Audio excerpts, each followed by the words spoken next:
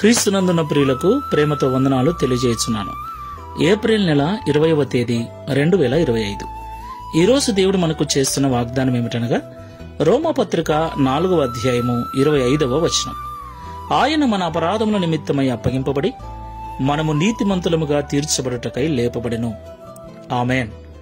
నా ప్రియమైన సహోదరి సహోదరులారా, ఈ మాటలు వింటున్న మీకందరికీ మొదటగా మన రక్షకుడైన యేసుక్రీస్తు ప్రభుల వారి పునరుద్ధాన దినపు శుభాకాంక్షలు తెలియజేస్తున్నాను.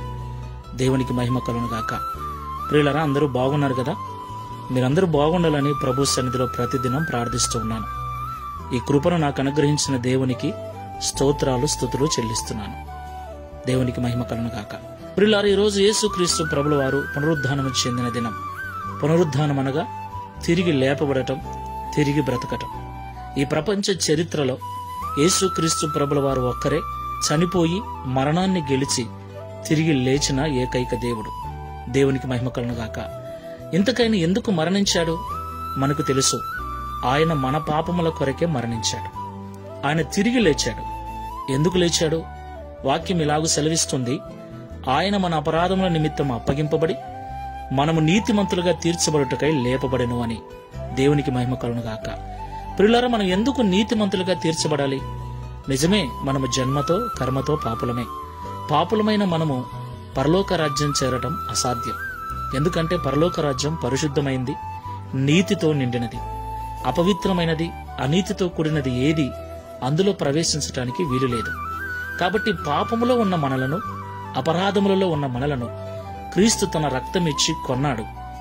తన ప్రాణము ద్వారా, తన రక్తము ద్వారా మనల్ని పరిశుద్ధపరిచి నీతిమంతులుగా చేశాడు. ఇప్పుడు దేవుని రాజ్యం చేరుటకు మనము యోగ్యులుగా మార్చబడ్డాం. దేవునికి మహిమ కలుగును గాక.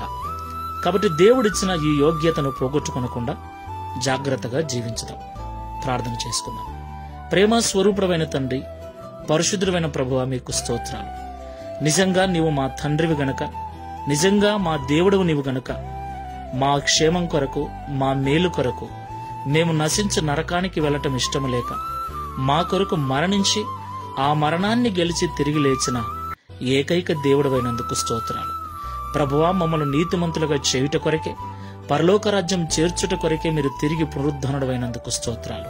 మీ పునరుద్ధానము ద్వారా కలిగిన ఈ నీతిని మేము పోగొట్టుకొనకుండా జాగ్రత్తగా కాపాడుకొనొచ్చు మేము కూడా నిత్యరాజ్యము చేరుటకు సహాయం చేయమని, తద్వారా మేమందరము కూడా నిత్యరాజ్యములో, నిత్యత్వములో నీతో కలిసి ఆనందించుటకు కృపను అనుగ్రహించమని, ఈ పునరుద్ధాన దినమున మా ప్రియుల కుటుంబాలన్నిటిని కూడా దీవించి ఆశీర్వదించమని యేసు నామములో ప్రార్థిస్తున్నాము తండ్రి. ఆమేన్. Praise the lord. God bless you.